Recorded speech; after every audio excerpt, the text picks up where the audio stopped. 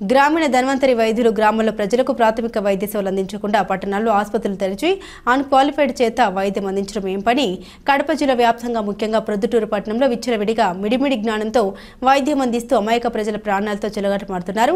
కొంతమంది ఎంబీబీఎస్ డాక్టర్లు ఎంతో కష్టపడి ఉన్నత వైద్య చదువులు చదువుకొని కోట్ల రూపాయలు ఖర్చు చేసి మల్టీ స్పెషాలిటీ ఆసుపత్రులు ప్రజలకు అందుబాటులోకి తెస్తున్నారు. వైద్య సాంకేతిక పరిజ్ఞానంతో పాటు అత్యాధునిక వైద్య సేవలు క్వాలిఫైడ్ డాక్టర్లు అందిస్తూ ఉంటే ప్రజలను మభ్యపెట్టి వారిని ఏ అనుభవం లేని ఆర్ఎంపీలు, పీఎంపీలు, మల్టీ స్పెషాలిటీ ఆసుపత్రుల పేర వైద్యాన్ని వ్యాపారంగా కొంతమంది కొనసాగిస్తున్నారు.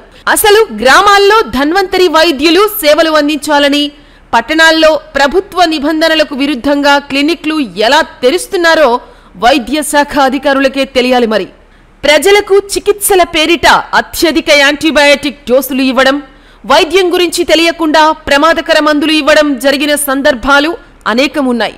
రోగి ప్రాణాపాయ స్థితిలో విలువైన సమయాన్ని కాలయాపన చేసి చివరి నిమిషాల్లో చేతులు ఎత్తేసిన ఆర్ఎంపీలు లేకపోలేదు. కాలాతీతమై చనిపోతున్న సంఘటనలు కూడా ఎన్నో ఉన్నాయి.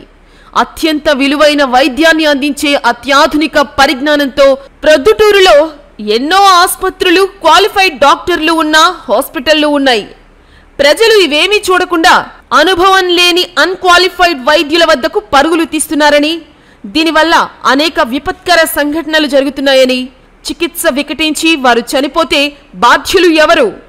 అధికారులు ఫిర్యాదులు వచ్చినప్పుడు తనిఖీలు నిర్వహించి నామమాత్రంగా సీజ్ చేస్తున్నారని, ఆ మరుసటి రోజే మళ్లీ సీజ్ చేసిన క్లినిక్లు యథావిధిగా తెరుచుకుంటూ ఉన్నాయని వైద్య అధికారుల చిత్తశుద్ధి కనిపించడం లేదు.